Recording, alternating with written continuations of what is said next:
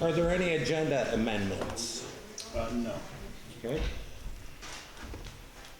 Public comment.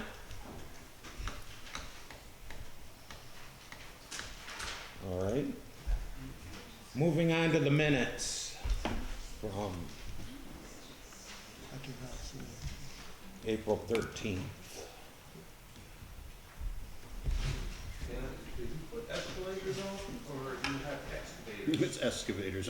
I fixed that. Oh, I appreciate that. With no corrections, I'll move to approve the April 13th meeting minutes. Second?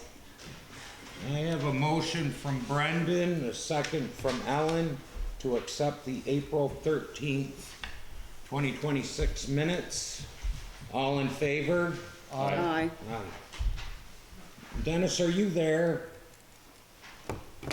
He was, but does not appear to be there now. All right. Warrants. Make a motion to approve the warrants as presented. Second. I have a motion from Brendan, a second from Steve to accept the warrants as presented. All in favor? Aye. I have 6 liquor and tobacco licenses. I make a motion to accept the liquor license and tobacco licenses as presented. Second? A motion from Steve, a second from Ellen to accept the liquor and tobacco licenses as presented. All in favor? Aye. Abstain. Okay. March financials. So Leslie, if you can hear me, if you can unmute. Come on. She may be having technical difficulties. I can start, and this, Leslie needs to, she can chime in. So this is the financials dated April 2nd, 2026. Property taxes are prorated in the governmental funds, as well as an interdepartmental and reserve transfers in all funds. General fund at the end of March 2026, the general fund revenues were $4,321,905 and expenses were $5,819,437, resulting in a deficit of $1,497,532.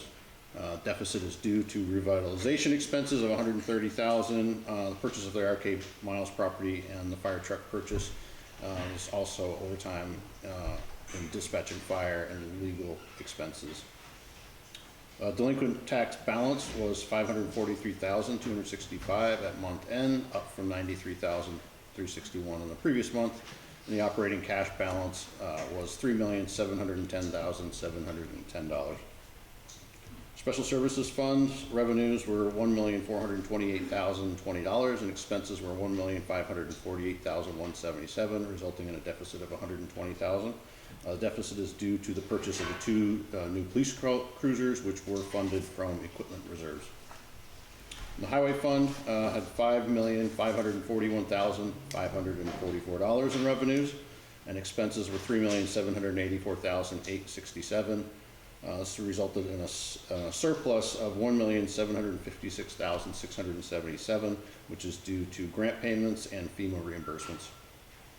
To date, the town has received $2.4 million from FEMA towards storm damage. We received additional FEMA funds in April, and as of today, was owed $117,000, and we paid off the $1.1 million bridge gap on April 10th.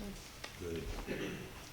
Water fund revenues are $1,022,288 and expenses are $1,194,961, resulting in a temporary deficit of $172,673, which is due to billing in arrears.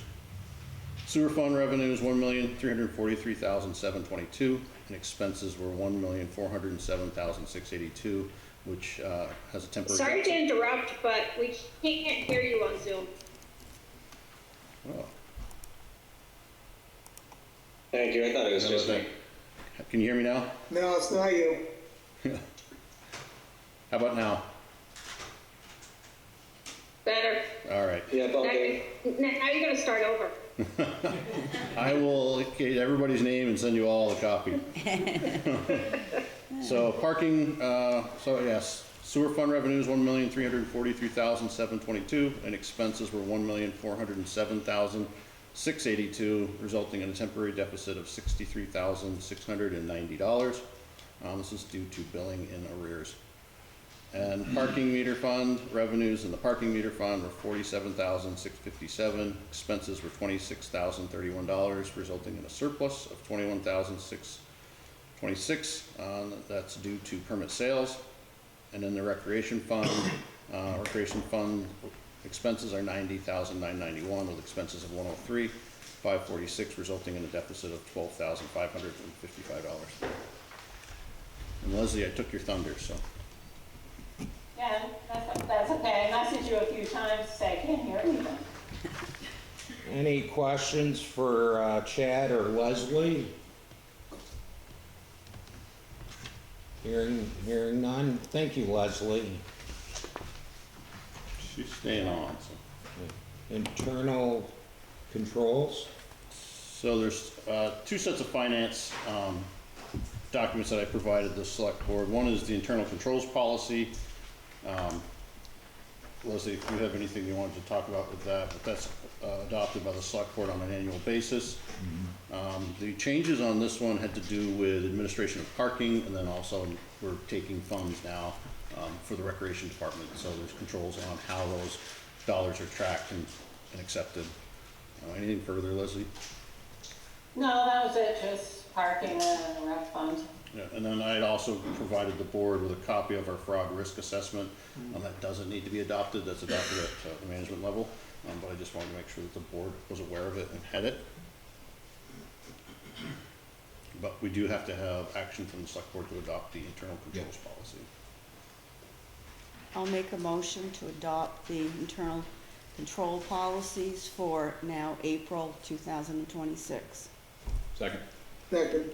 I have a motion from Ellen, a second from Brendan to accept the internal controls dated April 2025.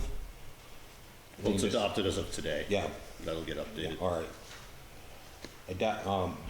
Any questions, discussion? All in favor? Aye. Aye. Thank you. Co-op CDGB grant resolution agreement. So, yeah, I think I'm gonna turn to Joe. He's been working with the co-op on a community development block grant application. Do you have the resolution? Sub-grant. Sub-grant. The resolution was the second piece. I have not got it. I can put it up on the screen. So, anyway, quickly, the town of St. Johnsbury applied for a Vermont Community Development Block Grant on behalf of the co-op, and so they were awarded $600,000 for the co-op project. It was a implementation grant, and so the town is really the pass-through, and they are the sub-grantee. So we have a resolution. We came to the select board for a resolution to apply. Now we have a resolution to accept the grant and identify myself as the project manager for the town and Chad Whitehead, the authorizing agent, which would enable Chad to sign the documents that are required to get the money from Vermont Community Development Program to the co-op. And this evening we do have Pete here from the co-op. He's been here before, provided project updates, and we have a sub-grant agreement that our legal counsel, the town's legal counsel has reviewed, and Pete has signed that. And of course, we haven't signed it until we know that we're willing to accept the money and then pass it through to the co-op. So, pretty exciting stuff going on at 502 Railroad Street. I don't know, Pete, if you have any quick updates if people are interested in hearing. Yeah, so very quick updates, but the store is on schedule and will be opening on June 24th.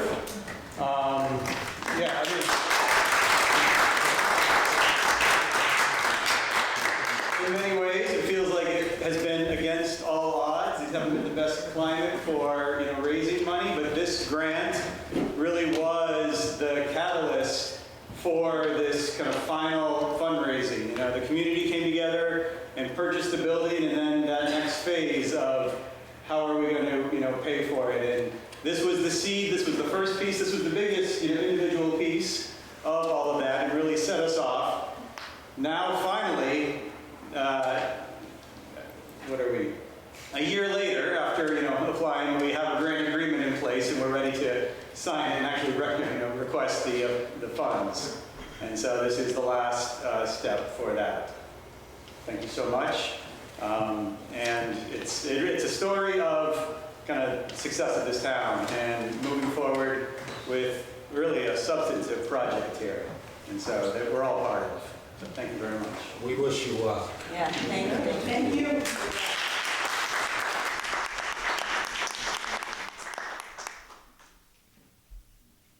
Well, This does require action. yeah, this is just a formality, so I need a motion. And So moved? Second. I have a motion from Brendan, a second from Dennis. Frank, before we vote, I do want to, for transparency's sake, point out that I have bought preferred shares in the co-op, just so you know. Okay, Well, no, I don't, in this I know. atmosphere, people think that I'm somehow in cahoots, and I'm not. I'm just, Steve, we know you're honest.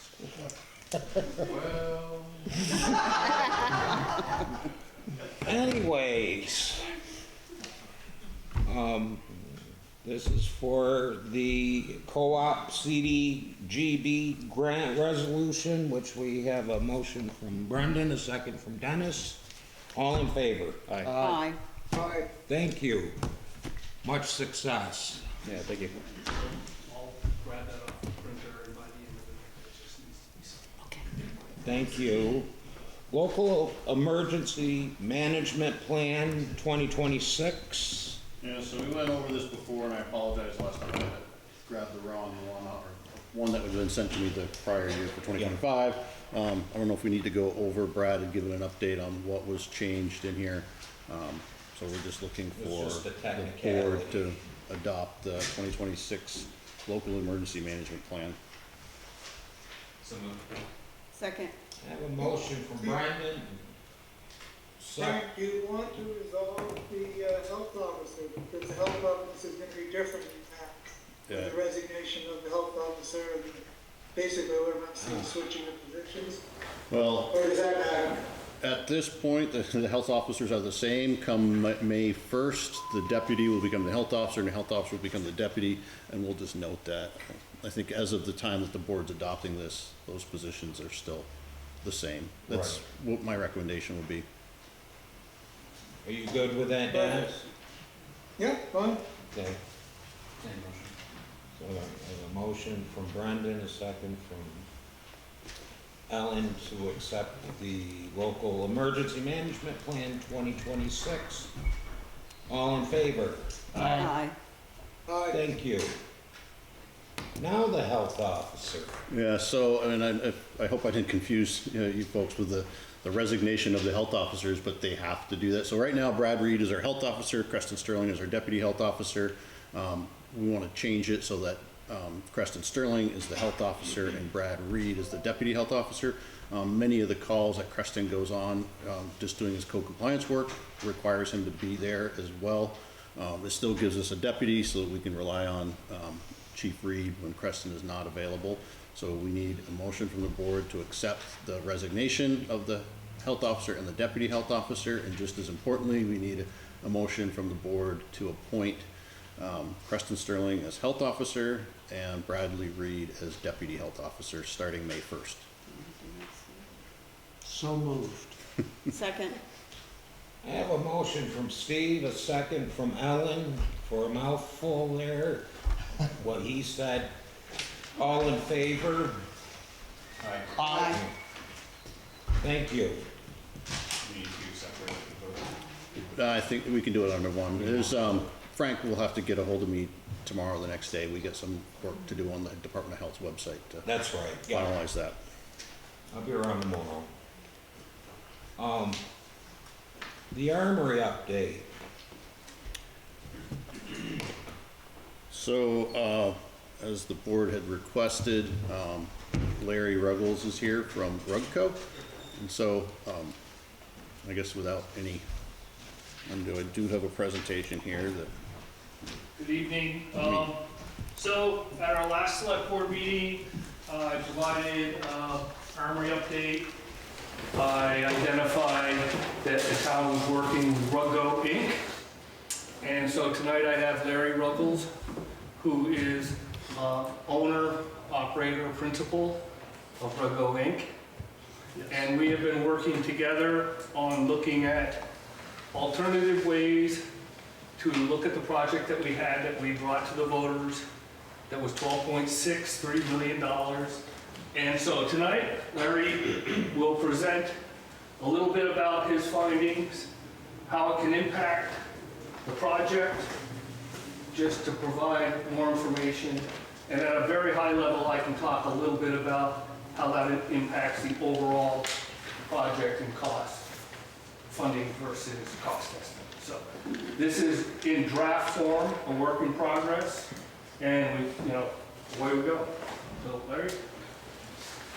So Joe and I have worked on a few projects together, and I've done a fair amount of work. I did this building originally. And we were talking one day, and we were talking about this project, and he said something to me about how the project was going to be done, and I just asked him, I said, not for nothing, but can I go in and take a look at this building? And so I did, and I spent a fair amount of time in there, and what I saw was originally they were going to basically support this entire building all the way around it. You want me to go into the details, Joe, on that? As much as you'd like to, yeah. So they were going to basically take this building and they were going to drive pile all the way around this building.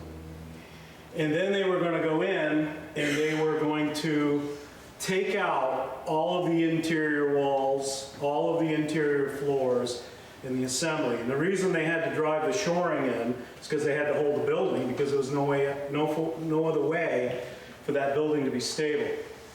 So I happened to work on a building about 2 years ago in Waterbury. I built the new ambulance facility for the Waterbury town.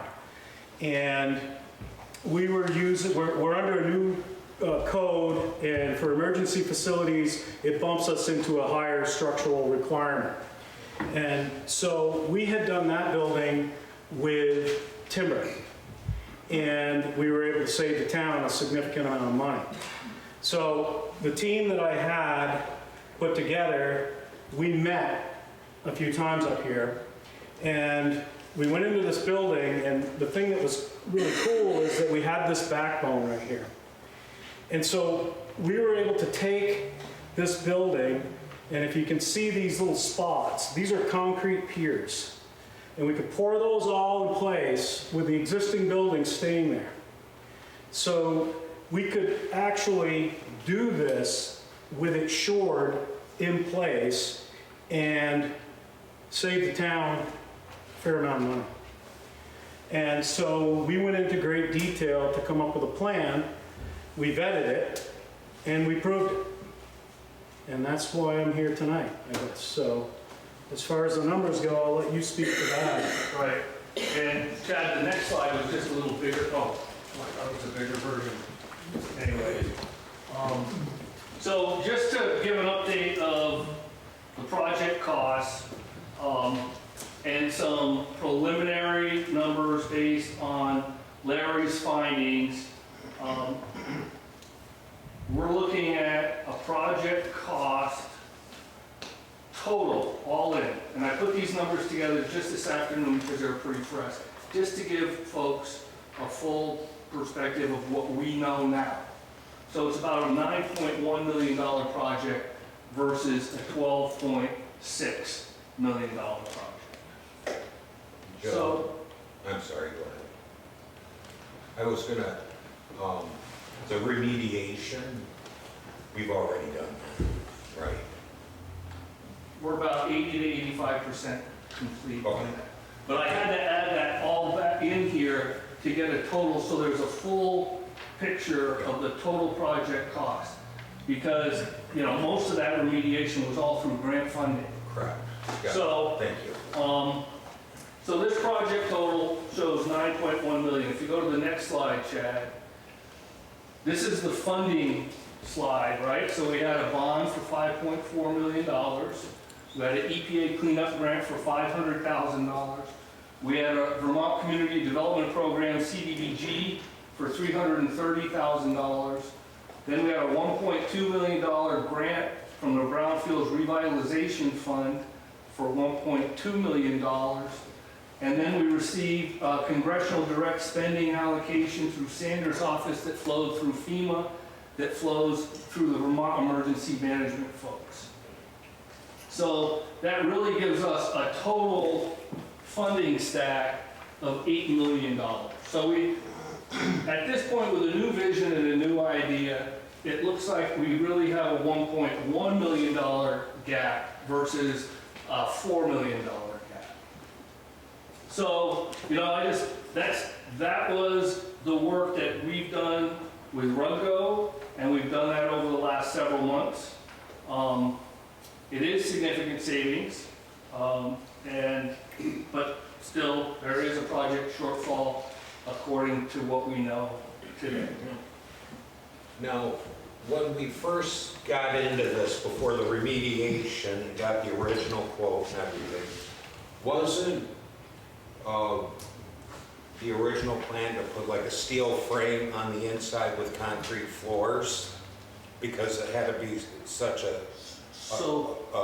rating of some sort. Cat 4. Okay. And so that's the way Larry and his team looked at it, knowing that they've done it in other buildings with leaving the wood in there. So that's really the impetus for the savings here, is finding a way around taking out everything inside and putting up a full bracing system, and then putting in a steel structure and concrete floors. So that really is the difference in the two approaches to redevelopment of this building. And so then what I did this afternoon, I took some of Larry's high-level estimates for the construction phase, and then I took the numbers from the other phase for some of the equipment and furniture and communication installation and security installation, and added that back in along with what the town has spent to date.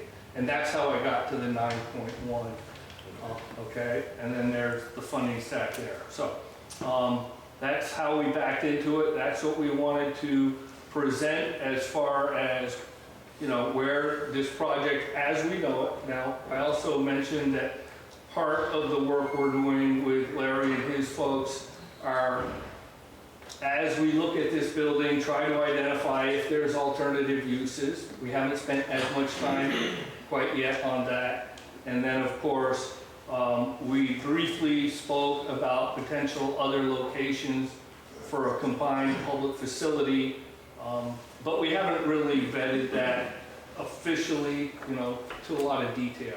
So those are the three components of the service agreement we signed with Ruggo. It was a $25,000 service agreement. We think that we can continue work for the next couple of months under that memorandum of understanding to take, you know, the next steps on all three phases of that service agreement, and keep the board and the residents informed. Another question, I'm going to just play devil's advocate. Sure. So the building is 3 floors, that equals about 8,000 square feet. Is that going to be enough room for police and dispatch down the road? So Chad, I don't know if you want to speak on behalf of the chief, or you want me to, based on our meetings? Chief couldn't be here today, he's at drill, but we went and met with Chief Wilson at the Armory site last week and had that very exact conversation with him, and he said that he thought he was pretty certain, he was very certain that that would meet the needs of the police department, and more importantly, dispatch. I say more importantly, but as we know, dispatching is changing around the states. We could be in a position where our dispatch actually becomes a regional dispatch center, and we could increase the number of customers we have, which is opportunity for revenue, as the Vermont State Police begins dispatching less and less to surrounding communities. And so that would make for about, it more than doubles the size of what the police department has available to them currently in the dispatching center. Without knowing the actual numbers, it's double, maybe even triple the size of the existing dispatch side right now, with moving some of the equipment out of dispatch and into like actual utility rooms, so they're not having to sit there and listen to computers and everything else hum away in the background. And we were pretty clear, we're like, if this doesn't work for police for the next 25 years in dispatch, then maybe this just doesn't work. Right. You know, and he seemed to be pretty confident that he thought, based on, you know, the capacity of maybe going up to 17 police officers and, I don't know, 6 or 7 dispatchers, that this was a significant upgrade and that it would serve police and dispatch for the next 25 years.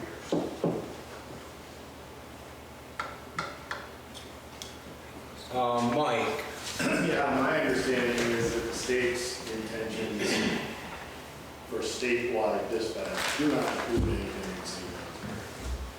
And backing up a minute, the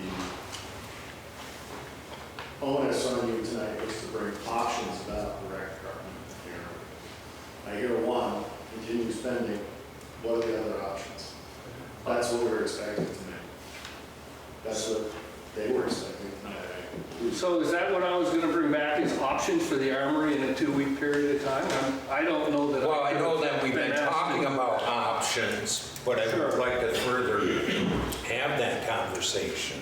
Yeah. As far as whether it's building a new fire station and then renovating 1187 possibly to be the police department. You said that there was people interested, developers interested in the building. There was going to be other options presented tonight.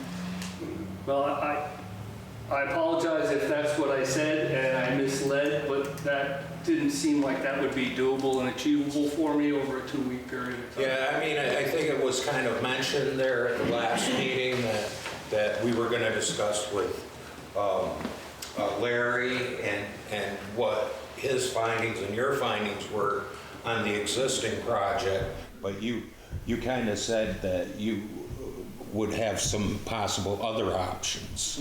Yeah, I don't recall that. Yeah, I don't have those other options for today. You know, I mean, whether it's a an all-in-one building or. So I can speak to the process, though. I mean, in order to get to a point to make decisions that sizable, of that much effort and funding, you need a lot of design and engineering work and cost estimating. You know, you're probably talking about a 12-month project to really assess a combined facility, where that would be, how you could identify what it would cost to acquire the property, assess it environmentally, and clean it up. You know, it's not that we haven't done preliminary assessment around the town of St. Johnsbury. We've looked at multiple properties. I've toured several properties with the fire chief in an effort to solve the fire department's issues, which we all agree and understand are completely inadequate. And in our discussions with chief and chief, you know, it appears to me that the fastest solution to upgraded facilities for police, dispatch, and fire could be through a combination of renovating the armory project and then identifying whether a new fire facility or renovation to the existing 1187 building would be the best and speediest and potentially most economic option to the town. But in order to really present that with vetted numbers and information, that's a pretty sizable task.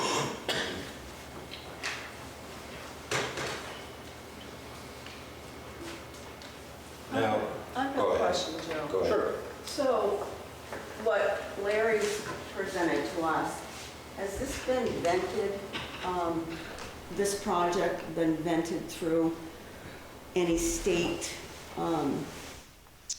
basically state approvals to do, this is gonna be a public building? If you had wood structure in there and so forth, has that been approved or anybody looked at for your design? So we had a structural engineer that's on our team. Yes, He's very well known in the state, and we have an architect that was also with us. yeah, And basically, what you already had was a set of drawings that were pretty much ready to be Right. submitted. right, All we did is change the actual method of achieving the code. So we looked at a structural component. They use a steel post system with slabs in order to defer the loads at each floor. We're using concrete straps with horizontal beams that defer the load and then transfer the load back through the existing floor system into the elevator shaft. So from a state life safety, public safety standpoint, those things don't really matter to them as long as the engineers have done that work. What matters to them is we have to meet this new code. right. So it drives these projects into a different place, especially when we're talking about fire, emergency, police. Anything emergency is in a different category, so. This building works perfectly for this type of assembly just because of the way it's shaped. So, But have you talked to somebody about approval of what you've done? they have done all, the work is all done and ready to go if they want to submit on that. The state leaves it upon the, Has the state actually reviewed it or not? no, the state won't review it until it's submitted, but the state would have, the architects and engineers are responsible to present something that meets code. Right, So it's on them. right. And you've already done this method elsewhere? This particular concrete method, we have not done. We did it with wood timbers in Waterbury.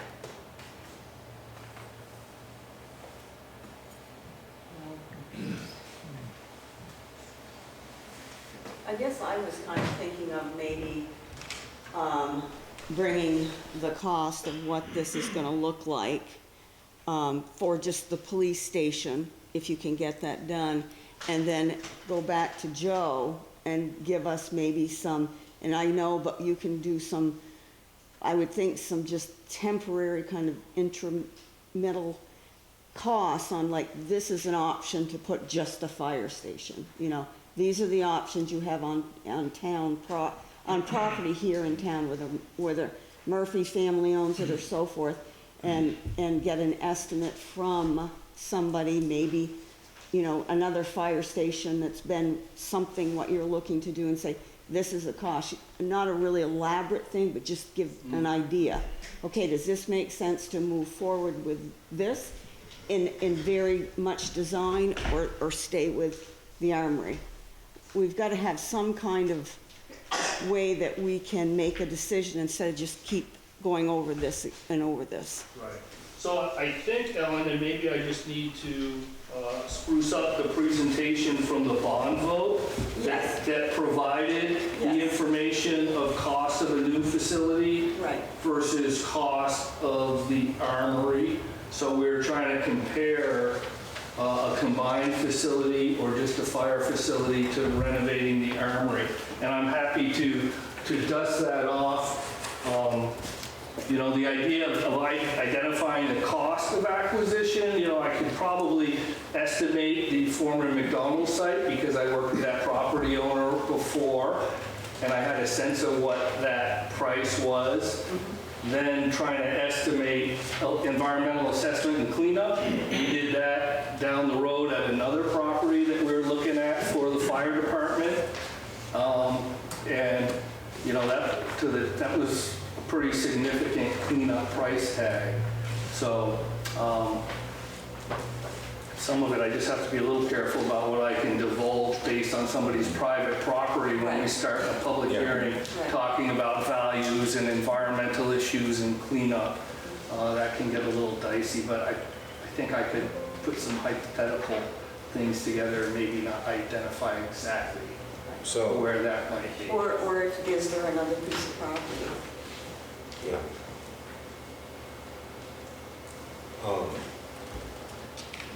If we were to go with your proposal here, where are you gonna come up with the shortfall?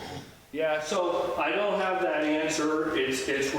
So these are all complicated projects, right? These are really complicated topics for a community. I am not beholding, like, I can only look at the armory. This really has 3 heads to it, right? I understand the idea of trying to find an alternative use for the armory. I understand the idea of trying to find a location for a combined facility. And I understand trying to get something done and meet some urgent requirement needs for our essential services folks. So all those things are at play. It's just, it's a tall task to do all 3 in light speed.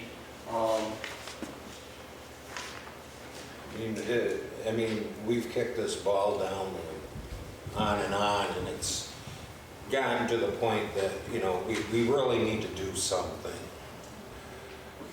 I don't disagree. And whatever it is, it needs to be thought of in a reasonable and quick manner. Ultimately, the armor's not going away.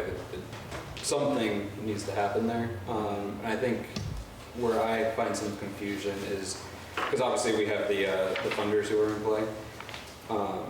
Having a list or possible avenues that would accommodate the grants that we already received in what that building might be to fulfill. There is no list like that.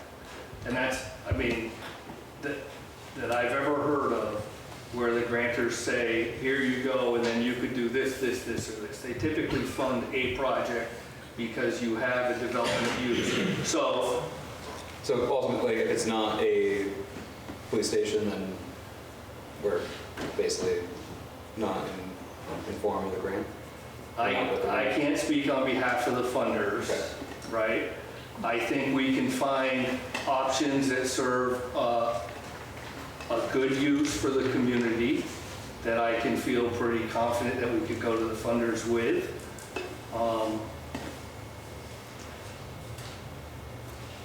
And I think that's all part of this dialogue in this unfortunately slow-moving machine that we're involved in. I just look at the condition of 1187 and, these guys, these men and women deserve better.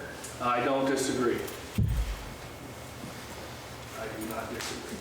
So the quickest option is doing the police station on Main Street, if we were looking at it solely in that manner. But we have to keep the options open for everything else. I don't disagree with you. It's just a frustrating process, and not telling anything new. And we also have to be cognizant of what the taxpayers have said, and would they approve this again? So. Go ahead, Steve. No, I was just saying, when it comes to frustration, I am willing to bet it is Penny I own that no one is more frustrated than Joe Caspers. That's a good bet. Sure bet, isn't it? Well, the other thing that might be worth talking about too is because the idea of a combined facility, it sounds like a really great option, but You know, we've also talked to Chief, and it isn't necessarily anything that's considered really a prerequisite for delivering essential services. So I know in our discussions, it sounded to me like about half the towns with significant fire and police and dispatch have maybe combined facilities, and the other half may have separate facilities, and they seem to function pretty well. So that's the information I get from our team. It's not a prerequisite. It's not kind of something that they feel so strongly about that it would completely change direction. All right. And I don't mean to paraphrase or speak on behalf of anybody else, but that's what I'm hearing in our meetings. I'll be nicer on this one. If we decided to go with this, when could it start? So that timeline was up there, and remember, we still have a little bit of work to do. I understand that. If I recall, we would have Ruggo work over the next couple of months on finalizing the design and all the required permits or stamped approval plans that Ellen had mentioned. Then we move into, I think it was August and September into bid docs. Here we are. So May through August, final design, September through November, bid docs and bids. December of 2026 contracts. January 2027, that sounds a little accelerated, but Larry indicated that concrete guys would be willing to be in there in January, which means we would probably be able to complete this by February 2028. Now, a question for Larry. I don't mean to be harping on stuff, but the price that we've seen is fairly accurate, or do we need to be prepared for change orders? Well, I love free contractors on that stuff. So what I'm looking out means, so you had a pretty clean set of drawings. And we were able to obtain some pretty accurate pricing. We were able to drill down on the numbers and come up with a very comfortable number for this project. Why I ask is I've been involved with 2 projects in town. Yep. One over at the New Avenue House. Okay. And the Fairbanks Museum. Mm-hmm. And unfortunately, it was the same contractor, and they, gave change order after change order, and while we're talking about taxpayers' money here, I get concerned, so that's why I'm asking you. Yeah.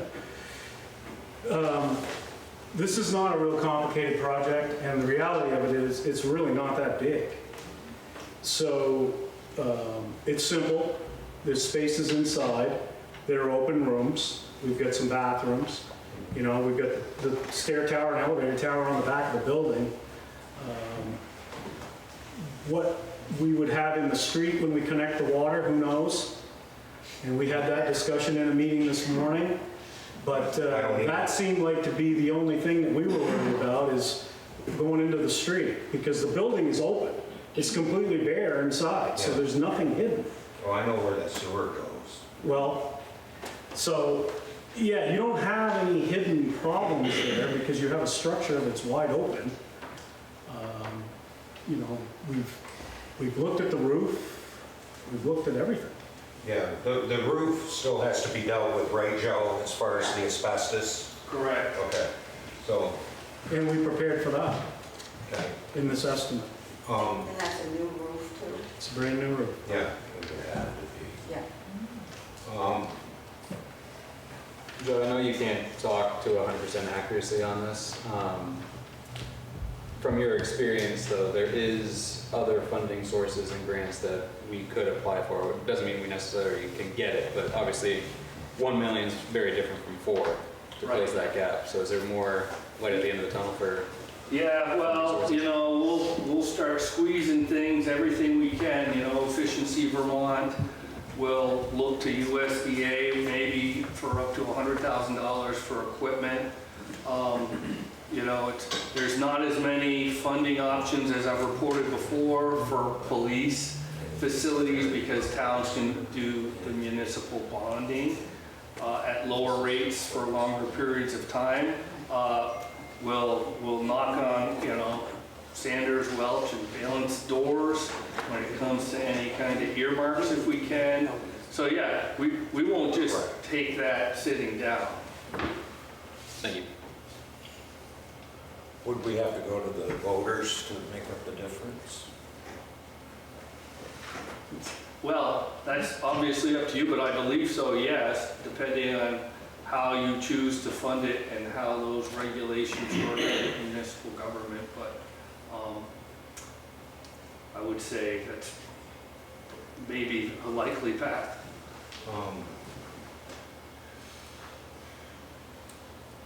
I mean, this would be the quickest way, but, or, you know, we're closer than if we started with a multi-purpose building. But Do you have an idea of how much we have to go back to the voters for? Well, that showed 1.1 million.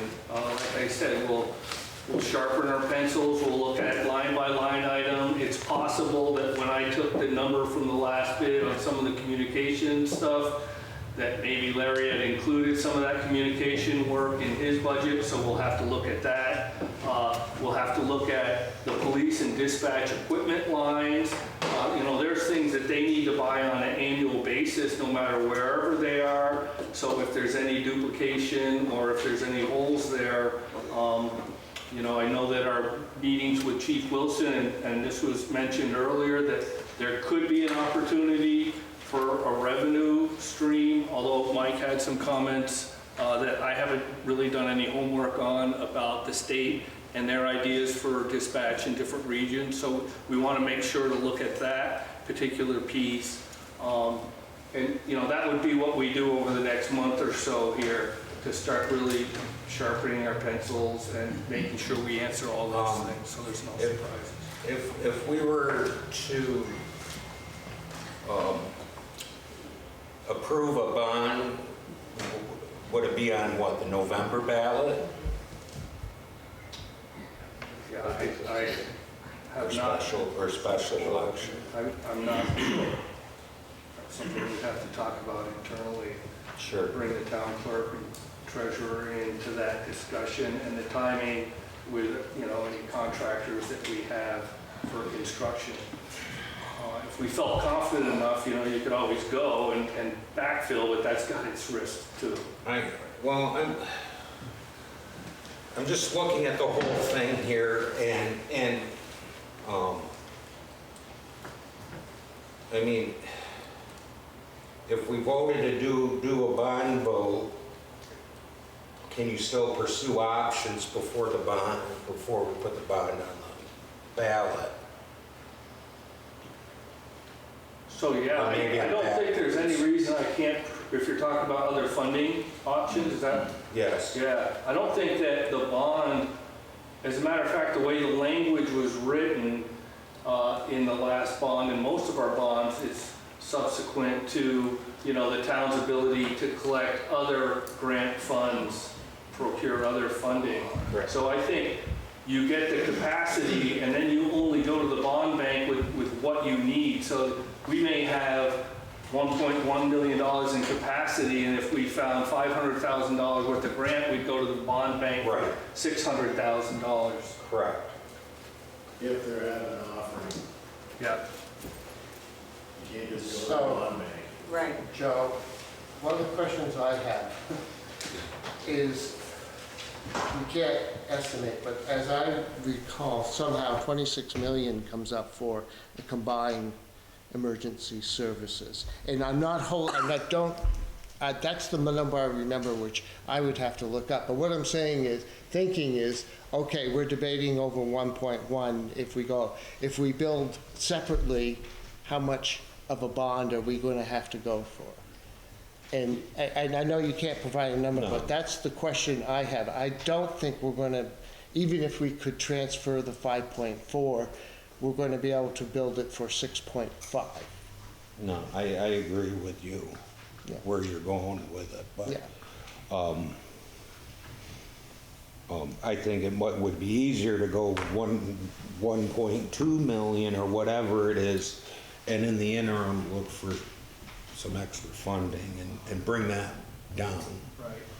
And to Ellen's point, I think we could also sit down with chief and say, okay, scenario one, we do the armory, we renovate 1187 and put a satellite fire somewhere as one scenario. And I think that was discussed at one point. Scenario two would be new fire somewhere in armory, and then scenario three would be a combined facility somewhere, and try to sketch those models out on a simple high-level look based on what we know and talk about it there. I mean, I'm looking at it that we're so close, and if we don't go with this, then we're 5-6 years down the road before you have anything else. Frank, Yes. if you're looking for a bond vote in November, you have to have your question ready by August 15th. Okay. So you have until August 15th All to right. figure that out.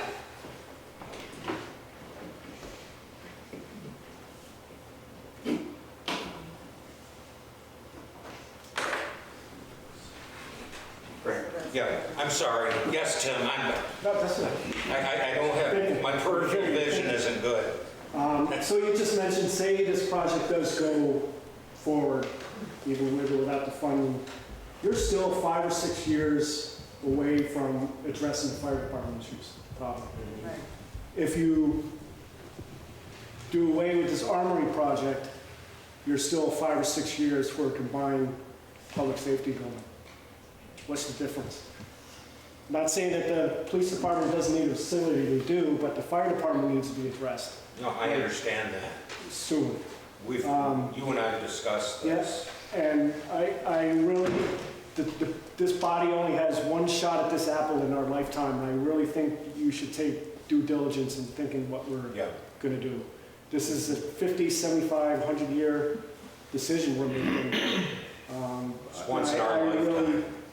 would advocate considering a combined building and doing one bond vote, even if it's 3 years down the line. I think will be more palatable to the voters. Now, I know a lot of work was put into this, and Joe, but really, I think you really ought to consider this, because either way, whether you go with this, the fire department's still 5, 6 years down the line. If you not abandon, but do away with the armory as a building on the whole, we're still in the same 5, 6 year timeline. Mhm. No, I'm not looking for a vote tonight. Yeah, I'm just asking, as many questions to get the, information so we can discuss it further.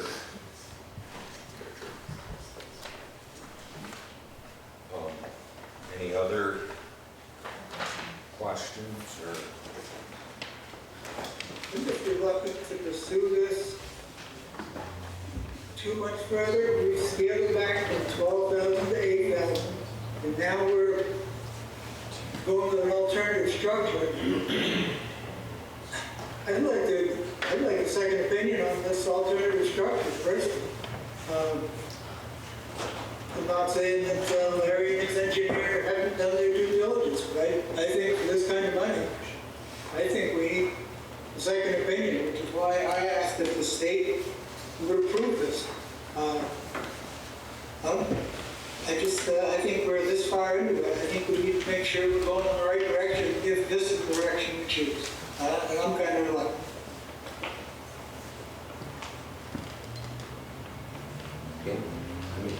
Yeah, I agree with you, Dennis. Yeah. That's why I was asking, before we get down this road and say all of a sudden it's way more again. And then we know we can't go down this road. So do we want to get a second opinion? S. Oh, I'm sorry, Mike. No sweat. So something you might want to consider cost savings and for the long term, or the state has a long plan that's going to include St. Johnsbury in dispatch. An interim solution would be CRC, which I believe you know all about. Yeah, so that would be, yeah. So I pioneered using CRC in Hardwick, and it's a response center. They have call centers in Minnesota, Georgia, Colorado. And you usually, like if you hire them to do the dispatch for you, it's a per call cost. If the Minnesota station goes down, there's 3 more across the country that it automatically switches over, and it saved my utility company hundreds of thousands of dollars.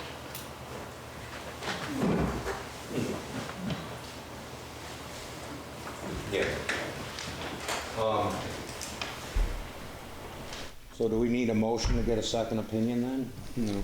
Yes, I'd like to make a motion Oh. to get a second opinion on the design and the cost of this project. I have a motion Second. from Ellen, a second from Dennis to get a second opinion on the Armory project. Any other discussion? All in favor? Aye. Aye. All right, thank you. Thank you, Larry, for your time. Yeah. Thank you for your hard work.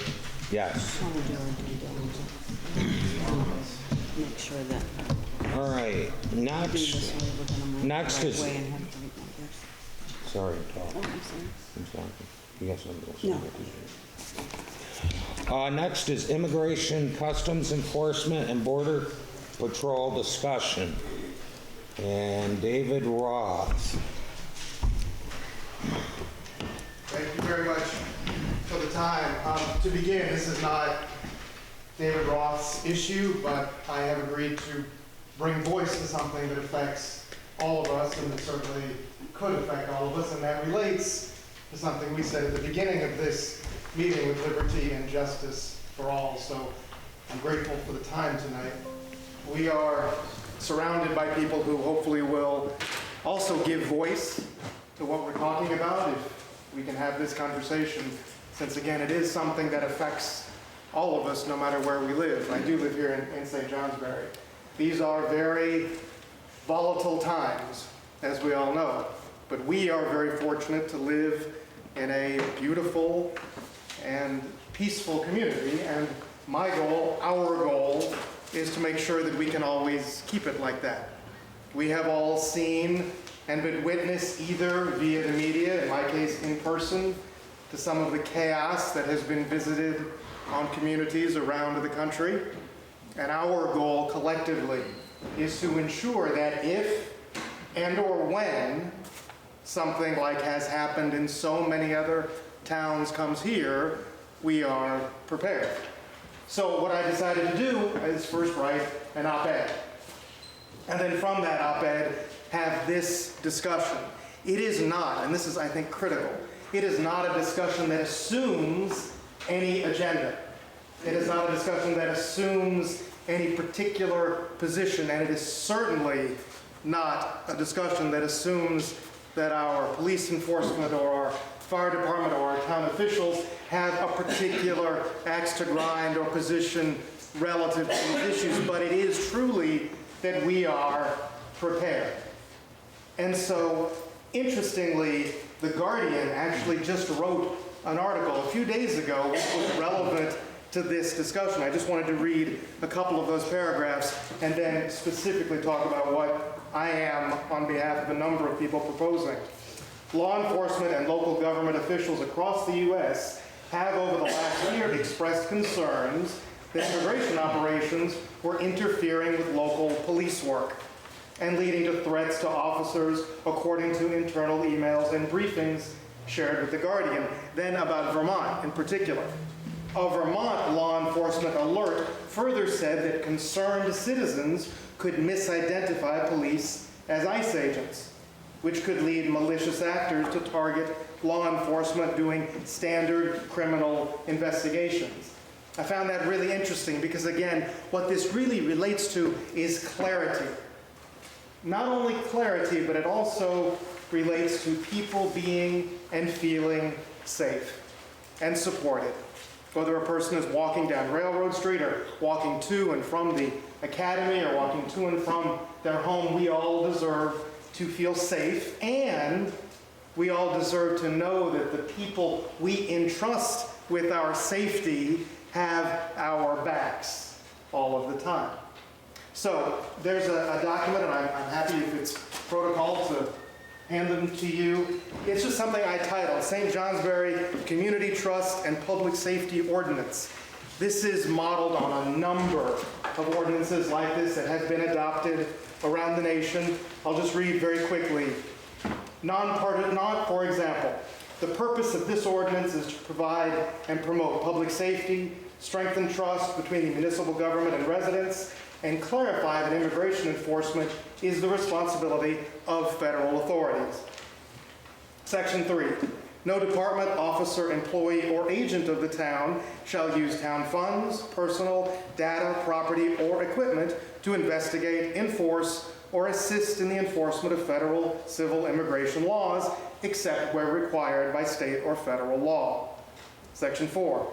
Town employees and law enforcement officers shall not inquire into the immigration status of any person unless such information is directly relevant to a criminal investigation and/or required by law. Section 5, the town shall not detain an individual solely based upon an ICE administrative detainer or immigration hold unless accompanied by a judicial warrant issued by a federal or state court. Federal immigration authorities shall not be granted access to town facilities, detainees, or non-public information for civil immigration enforcement purposes without a judicial warrant. And finally, and again related to our Pledge of Allegiance, all town services, programs, and benefits shall be administered without regard to immigration status. A second page that I amended here, because I think it's quite important, relates to Vermont's fair and impartial policing law, which is actually quite a remarkable piece of legislation. It's only a policy, it's not a law. Yes, that's exactly what, and that is why this is even more important, that it not be considered that what we're talking about is redundant, because it's not redundant. It is, in fact, not duplicative, but hopefully additional to, as you say, Betty, what already exists around the state of Vermont. So our hope, or my hope tonight, was certainly to engage the select board in conversation. Again, I know that there are people who have opinions that are even more passionate than mine about this, and to hope that we can come to a conclusion that allows each of us to leave here and tomorrow as we're going, wherever we're going, know that we are in fact safe and supported, and that our neighbor, or the person we don't even know, is similarly safe and supported. So, thank you. Are you going to share that? So, I didn't, my printer at home couldn't print out as many, I didn't know how many copies to print, but I have 10 copies of this that I just gave Brendan. I'm happy to give you mine. And I don't know if you... I have it from your email too. Oh, you have it also, right. So again, this is not a David Roth issue, but I'm happy to answer questions, but certainly happy to facilitate any conversation. David, just to follow up, I also read the article in The Guardian. It came out Saturday, and it was like, oh, this is fortuitous, isn't it? But a couple of things that concerns me as for the citizens of St. Johnsbury. One is that, and this is taken from actual memos and reports from police and other officials. This is not a politician, speculating. But we talk about health officer, that there is a substantial increase in community members declining to let fire inspectors into their home. And so that concerns me if our inspectors, health inspector, fire inspectors, are not going to be allowed into home because of ICE activity. The other thing is that, again, there's an increase of people not willing to get into a municipal vehicle because of what they have seen about ICE. So I think part of this is that, in fact, My concern is, again, my niece lives in a suburb of Minneapolis. She is a pastoral assistant at a Catholic church in another, and she was at the protest where 100 clergy members were detained, and she now carries her birth certificate around with her. And my first thought was, my God, this is Nazi Germany, where we have to carry our papers to prove ourselves. And so I think it's worth discussion for the simple fact of what we as residents of St. Johnsbury, how we want to live our lives.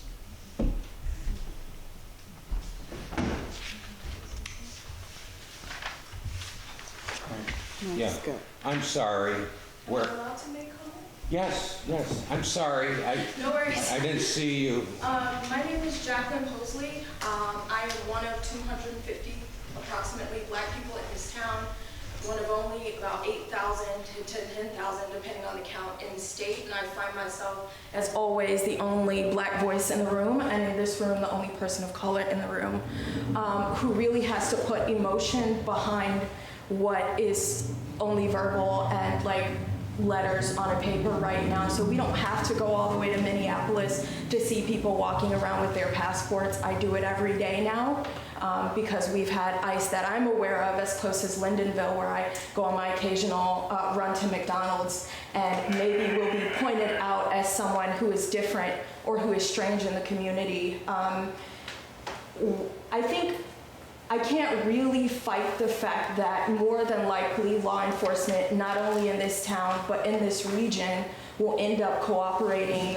with ICE and with federal authorities in some kind of way. It's going to happen, and I would be wasting my breath to stop that. But what I would like to call out is something that our legislature has been discussing at this moment as well, which is safe spaces, such as schools, such as hospitals, such as churches, that you carve out if our law enforcement does indeed acting on those exceptions that were mentioned in this law. So I just really want to say, for those of us who are living here in this kind of skin, we're already there. We're already walking around like it's Nazi Germany. I'm already afraid. I live in the Four Seasons community. I walked home today. I will walk home today. I walked here today, and these are things that I have to think about. So emotionally, I want to say we're already there. We're already in Minneapolis for those of us who are living that life, and for you to beg you to please, as you consider these ordinances and look at these exceptions, which are such a slippery slope and are really just a way for law enforcement to fit themselves in, get in where they fit in. So if you could just please think about the safe spaces as you think about these ordinances, it would be great. Thank you. William? Hello. Thank you very much for recognizing me. I'd like to thank Frank and those of you on the select board for having the courage to put this agenda item on your list. Thank you very much for doing so. Frank, I'd like to address my comments to you and remind you of a conversation that you and I had here recently. My father was a captain, company commander at Rainbow Division. He was part of the 42nd and 43rd elements who shot the locks off and liberated Dachau death camp. And my father spoke of this to me once, and was a very emotional experience as he described the conditions of what it was like in a concentration camp. Now, Frank, in our conversation, you shared with me that you had toured Europe and had had the privilege of touring some of these camps that they used as museums. And you expressed to me a very deep emotional experience that you had going through these camps.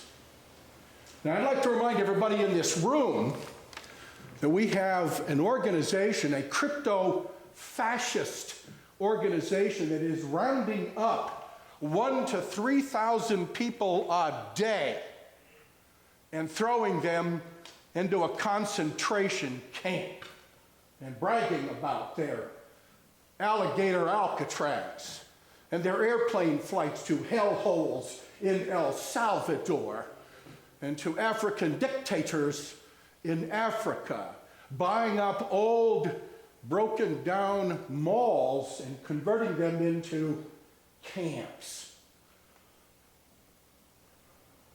I want you all to remember, as you think about this issue, what's going on in America right now, today. Concentration camps on our soil, rounding up indiscriminately. And by the way, statistically, 60 to 70% of these people they're rounding up are American citizens. They're not criminals, they're not the worst of the worst, they're not slime balls. They are American citizens being thrown into concentration camps. Please try to imagine what that would be like. My father described that to me, and I have never forgotten those images. Now, I'm not going to go into those, I'll spare you. I am so glad you brought this issue up. Frank, thank you. It's brave of you to do it. And as we consider, as a community, whether we are going to collaborate with crypto-fascist organization that takes us right back to 1922 Italy, the Fascist Party, or 1932 Nazi Germany. We could talk about what's going on in other countries, but this is America. So please, if this comes up to the issue in this board, in this select board, I beg you, please tell the police that they should never collaborate with the crypto-fascists. Thank you for letting me talk. Thank you, Frank.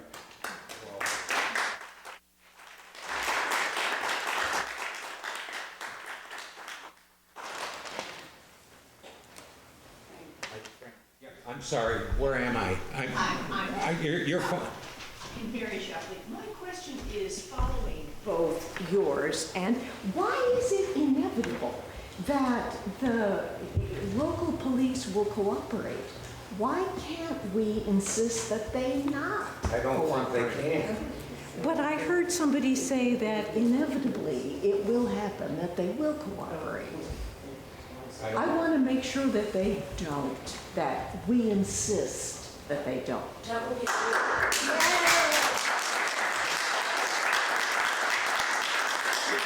Just if I can speak to that, in the language, just simply that I am suggesting that's exactly the goal, is that we are saying, unless there is, for whatever reason, a legal construct, not only the police, but the fire department, Chief Reed, or our town officials, or anyone, is not engaging with, cooperating with, aiding, or abetting immigration enforcement, because that is simply immigration enforcement of federal construct. I believe in, not to put words into your mouth, but I think your inevitability comment is almost a philosophical one.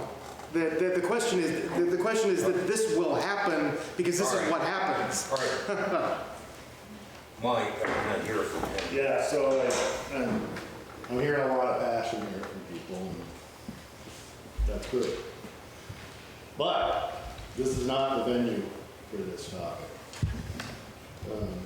According to law, the select board in the town of St. Johnsbury can only create and enforce ordinances for 3 items. Regulating the operation of motor vehicles, the regulation, licensing, and storage of accumulation of junk on a property, and relating to the restraining of domestic animals. That's the law. That comes out of the Vermont state statutes. Yep. Which is within our charter, and that's the charter that guides the town. Right. And it was just updated in 2022. I think David sat on that committee. You'd be operating beyond the bounds of authority. I understand that, I know that. But there is a way we would not be operating outside of our boundary, and that would be passing a resolution. And Chad has very conveniently included for the select board, the city council resolution from South Burlington that its city council passed. And I think when we consider this, that this is sort of a more, I don't want to make moderate, but it's a well thought out, it's a little more neutral in it states, at least my concern, about the citizens of St. Johnsbury having to face things we have seen around the country. And that would be legal. I posed the question to the league about the ordinances. Mike's correct. The state of Vermont is what's called a Dillon's Rule state, which means that the municipality only has the authority to do what the Constitution, state of Vermont, expressly gives them permission to do. And there's more than just 3 things that the municipality has the authority to do. There's also, it can be adopted through our charter as well, which is part of the state constitution. A community can ask legislation, we want the authority to do this, and it's up to the legislators to decide whether they do or not. They don't usually deviate too far from existing state law. But I approached the subject with the Vermont League of Cities and Towns, and they did say an ordinance isn't the right thing. However, the police department can have policy.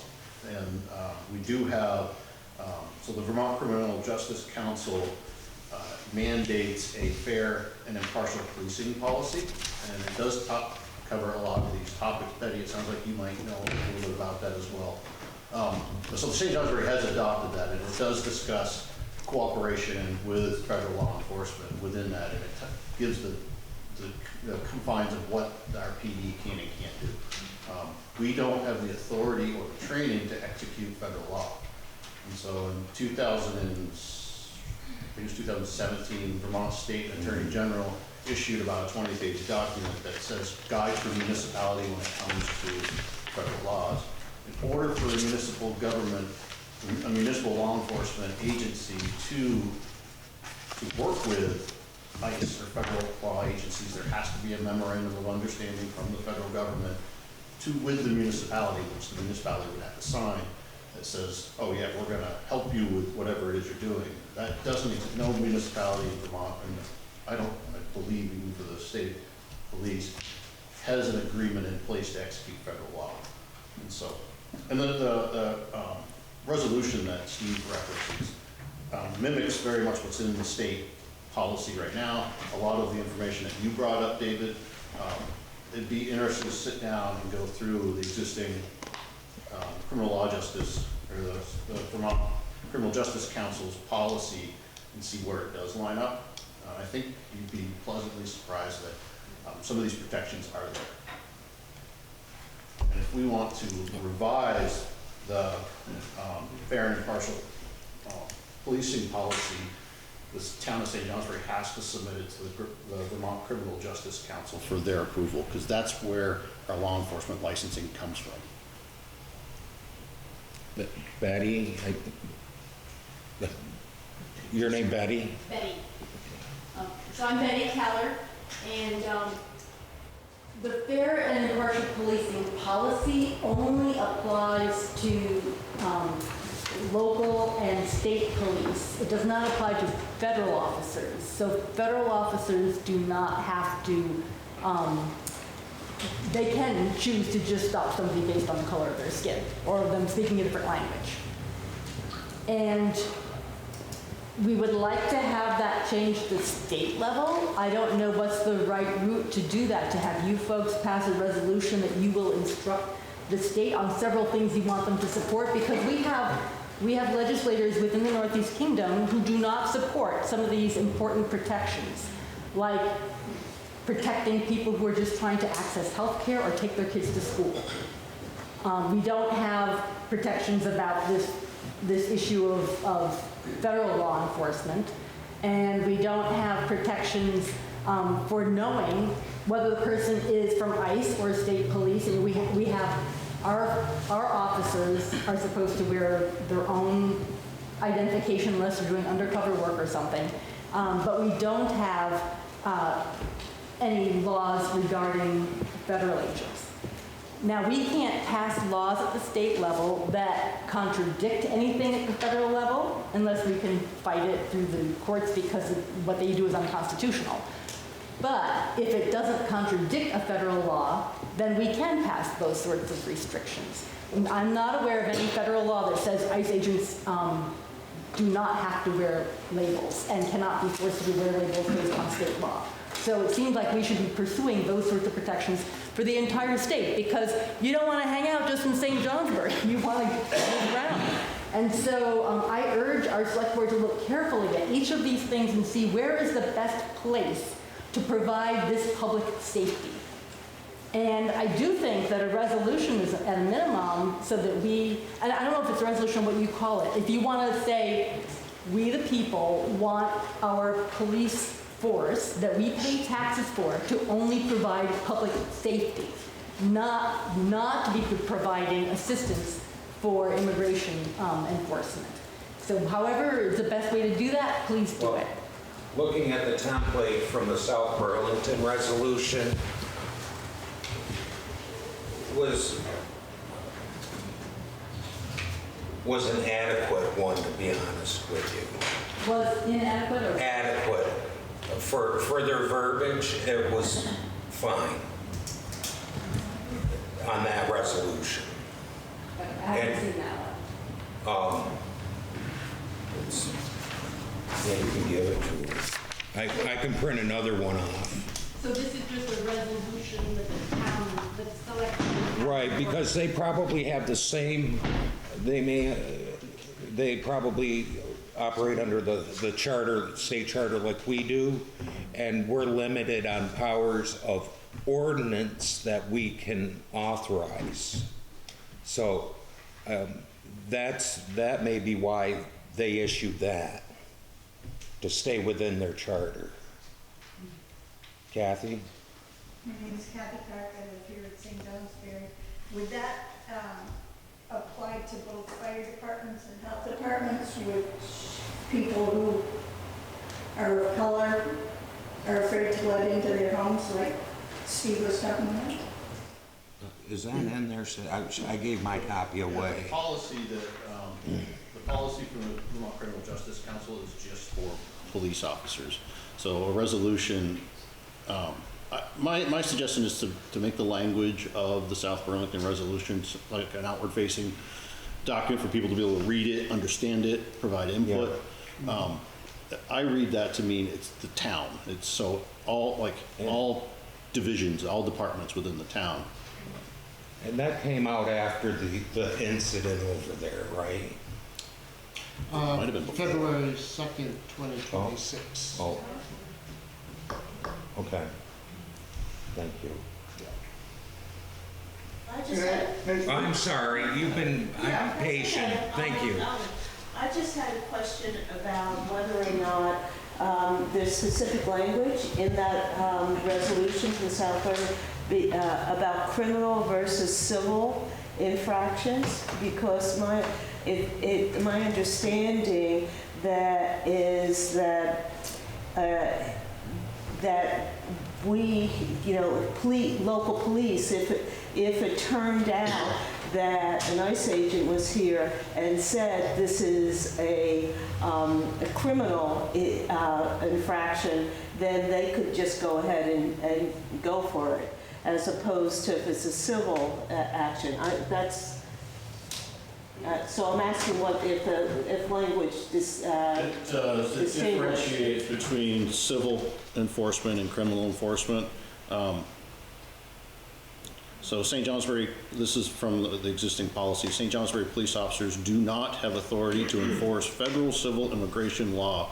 Mere presence in the United States without authorization, for example, residing in the country with an expired visa, is a civil violation and may not be subject to investigation. Thank you. And then the police goes further on to say that the St. Johnsbury police officers do have the authority to enforce federal criminal law, but the onus of doing that work is really on the federal agency.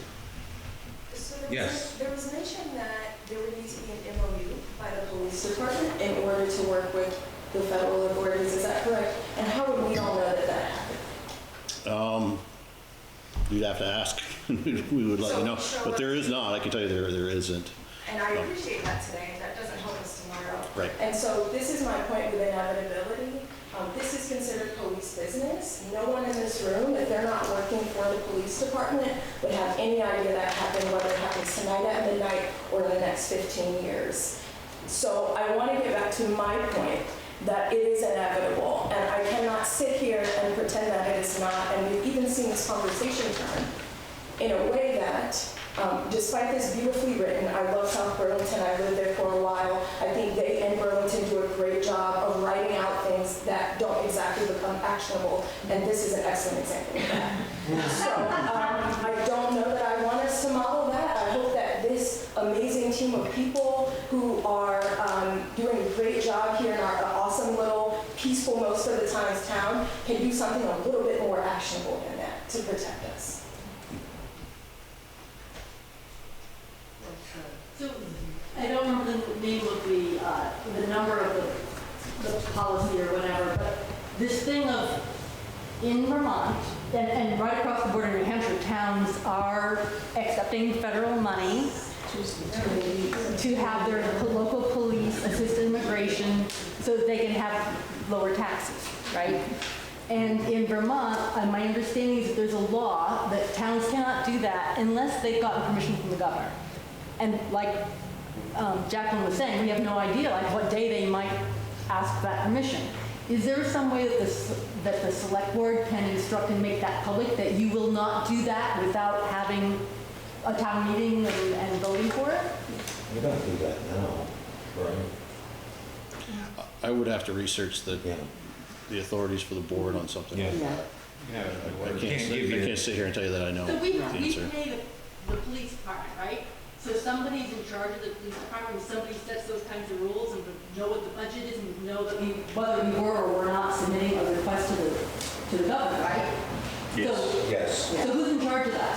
So that would be the town manager form of government. So that'd be me.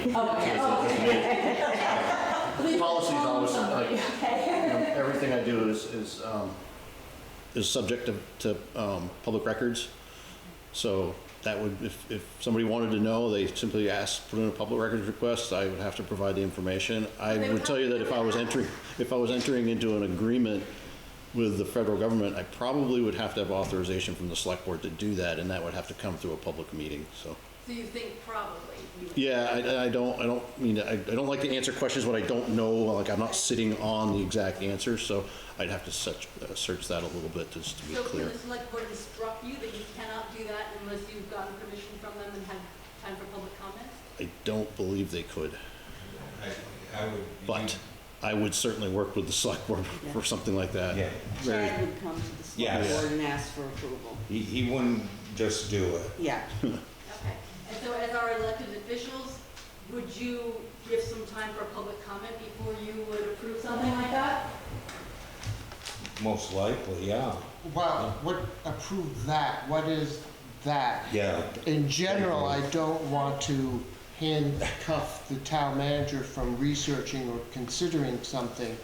So my request is that the select board would not allow our town to enter an agreement with the governor to have our public safety teams cooperate with immigration enforcement.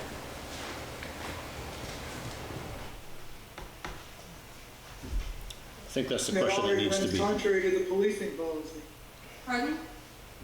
That already runs contrary to our good policy for policing. Can't understand. Say that again. You do not do immigration. We don't today.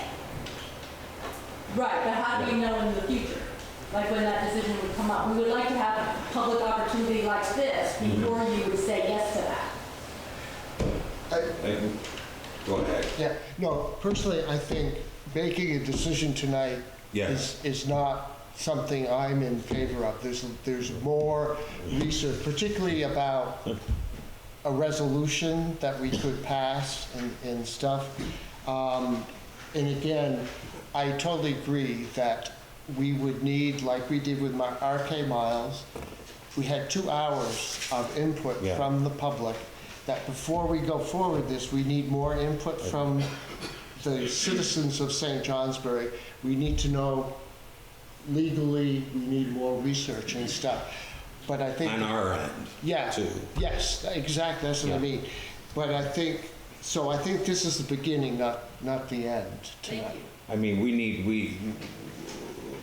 before your questions are pretty technical, and between the select board and the town manager, we need to have our ducks in a row to answer these questions.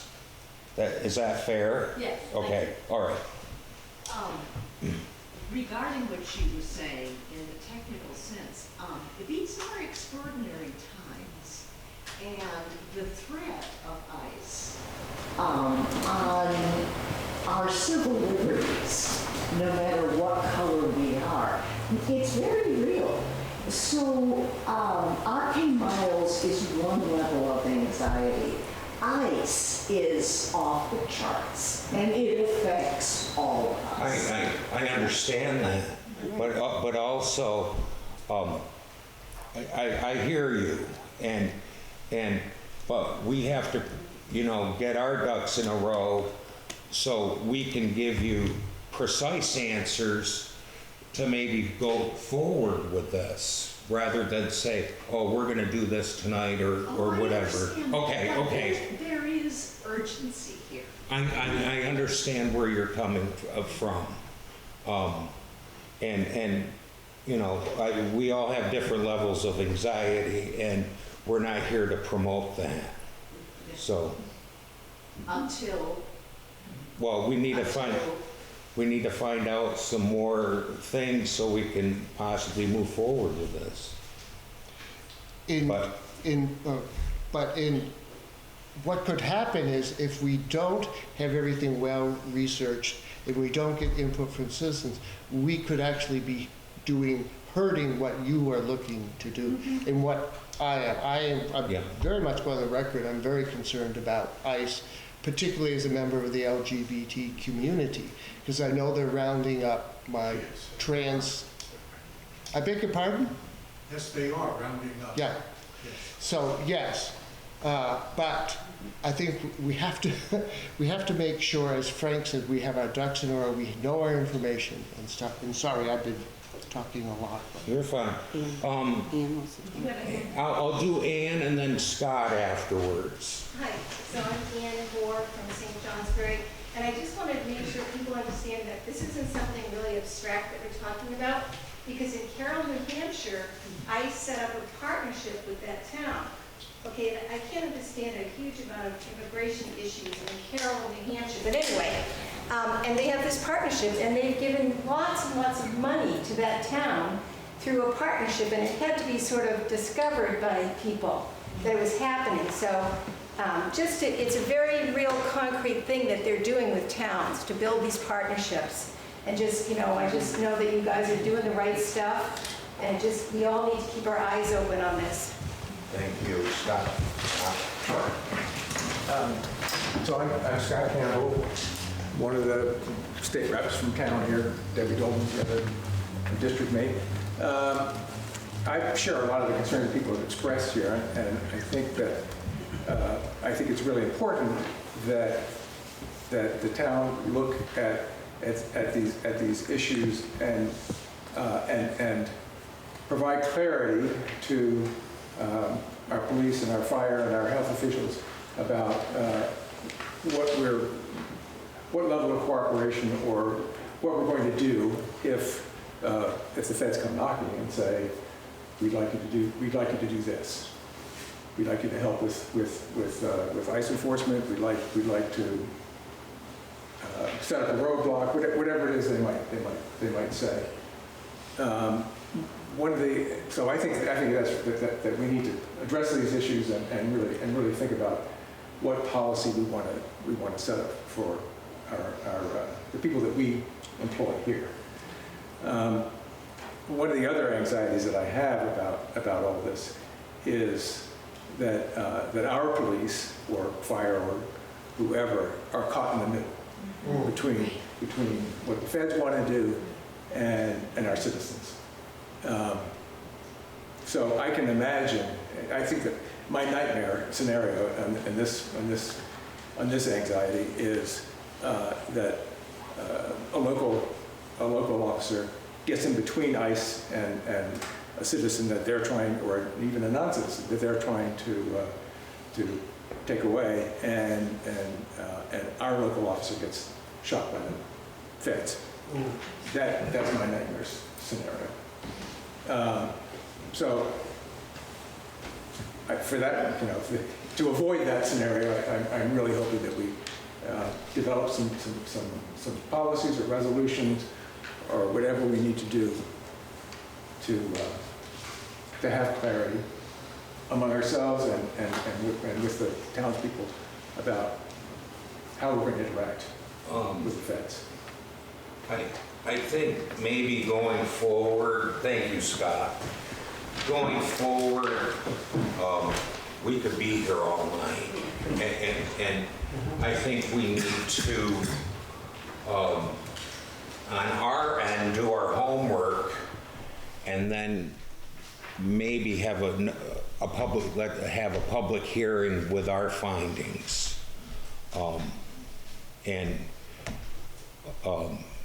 because we have too many questions. What's everybody's thought? Yeah, I think that's a good idea, Frank. And I think maybe have our police chief here. Yeah. Talking about what he has seen. Yes. And Before this public hearing, should representatives, say Chad and possibly you, Frank, yes, sit down with David and somebody else from this group? Yes. And come to it, see if you guys can come to a compromise? Sure.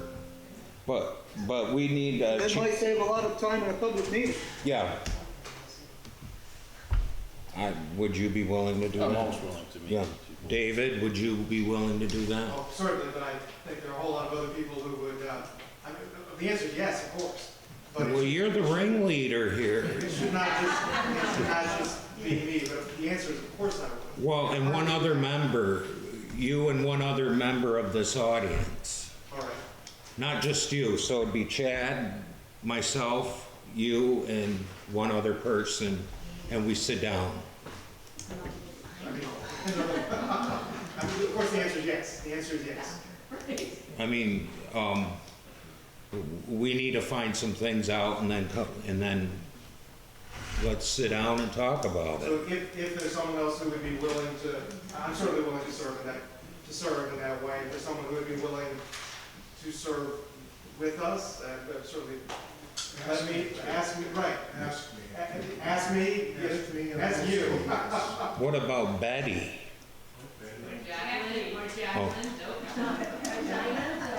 Oh. Are you shrugging back there? Assuming that you could find another person in here that's willing to do this with you, when might we expect you to get it done?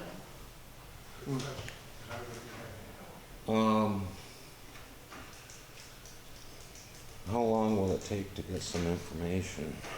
Well, with everything else that we're juggling, I would say reasonable to bring it back to the select board like in a month. All right. That gives us one more meeting, and then we meet every 2 weeks. Because the fact, as has been mentioned, these things are happening around us Right. in New Hampshire and other places. Right. So the sooner the better. And to be clear, like, my availability is available to anybody. If everybody in the room here says, I want to meet with you, Chad, that's what I'm going to do. But so I don't want to limit it to. I think I like the idea of a working group, just to try to get. Do you want to have a working group? Well, I think that's what you're talking about. But people can reach out to me if they want to be involved. Working group Certainly. before the next select, or like in? So over the course of the next month. We'll Okay. get there, correct? People can send inquiries to me, and I can certainly coordinate, trying to find times that we can get together and do some legwork. Yeah, and copy me on those, so I know what interests are out there. Is that satisfactory? Yes. Okay. All right. I'm gonna move on, if that's all right. So, we're to the town manager's report. Frank? Yes, what? Just so I understand. I'm sorry. So you're gonna have a working group to gather a bunch of information Yeah. and share information and to use that information to gather more information via public meeting to consider this resolution. Well, it would be easier to probably just get the group together and hash something out.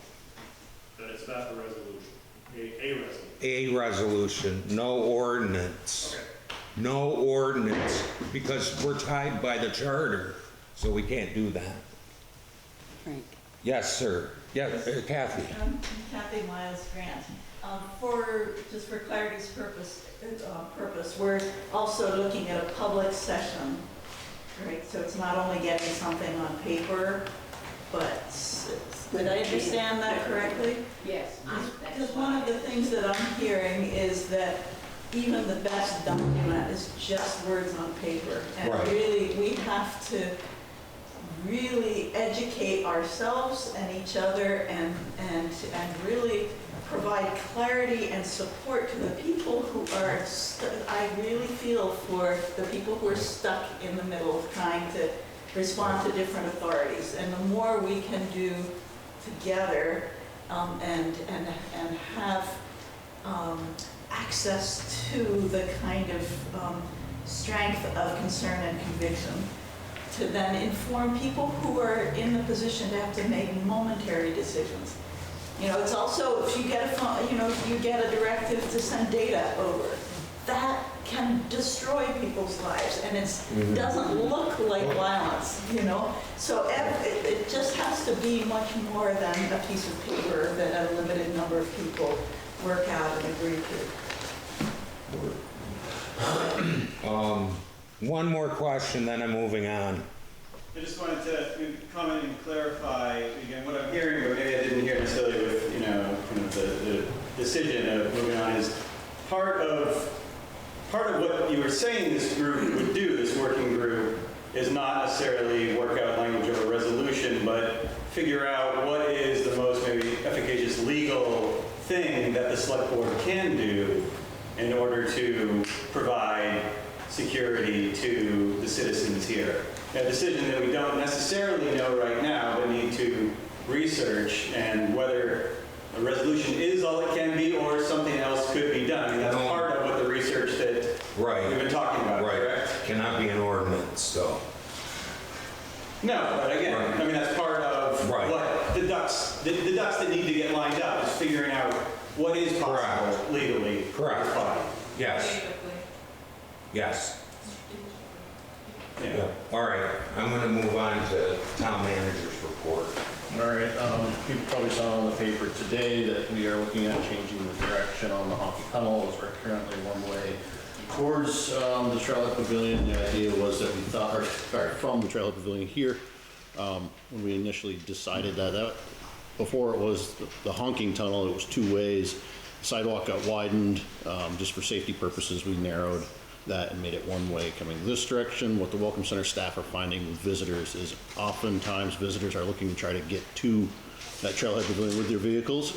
And so to being able to say it's right down there rather than try to describe how you're going to go out on the Bay Street and circumvent the whole thing, that could be done as early as next week.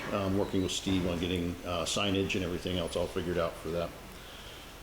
May 2nd, Green Up Day and Bike Safety Fair. So the Bike Safety Fair will be up on Main Street at Four Seasons Park. Police Department will be involved. There's free helmets for kids, bike activities put on by the St. J Bike and Pedestrian Committee. It's also, like I said, it's also Green Up Day, so Green Up bags can be grabbed here. And I believe at St. J Subaru, but someone might want to call before you head there to make sure they have them. Stacy has forwarded me the delinquent tax list. So as the delinquent tax collector, it's my job to start moving forward on a tax sale that will likely happen July or August We need to find legal counsel to support us on that. Sidewalks on Portland Street are going to be getting into construction kind of in the vicinity of White's Market. That's why those barricades are out there. It's weather dependent. I would expect once we're moving away from freezing nights that we'll see that. But there's also a section of sidewalk that will be going in prior to the co-op opening from the end of the Portland Street Bridge towards the co-op up to Maple Street. So it's just a short section right there, but it will kind of extend our downtown. It includes some decorative lighting right there. That's all funded through a downtown transportation fund grant with a 20% match from the town. Capital asset planning, I have a draft policy that I will be bringing to the select board. It really helps to identify a 5-year plan for equipment, basically setting up our expenditures prior to you adopting or moving a budget forward. So you would be adopting that or approving and reviewing that on an annual basis as we move into budget season. And then finally, Friday, May 22nd, and I believe it starts at 5 to 7 at the dispensary at All Around Power. Our rec department will be out there to talk about and even sign people up for adult sports for the summer. So there's some flyers around town. You can see all the different sports opportunities that are going to be presented from our recreation department. So if anybody's interested, you can head on up there. What was that date, May 22nd.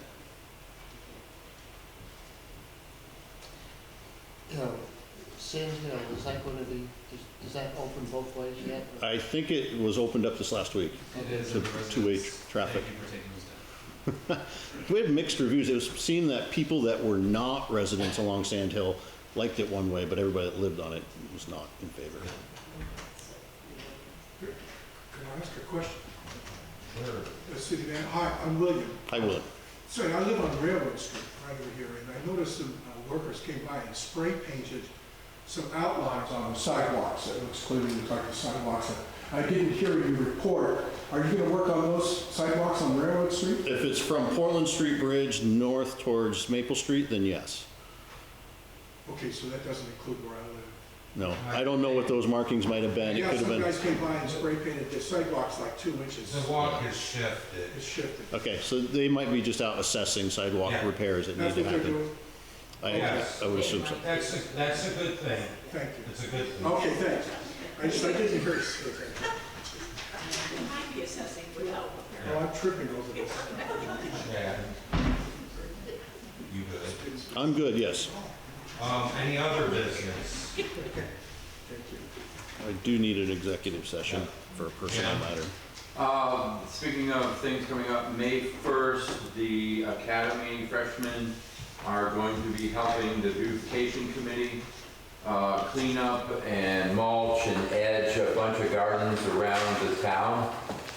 This has worked very well, and this makes it a real community effort. This is what the Academy is working on.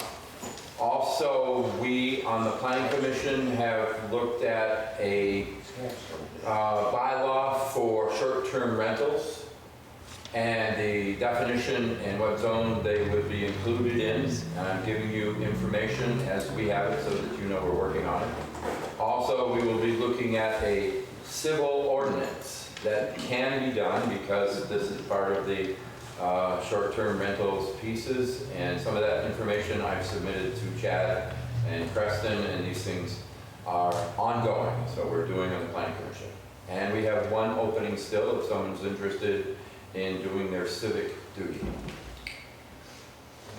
Thank you, Jim.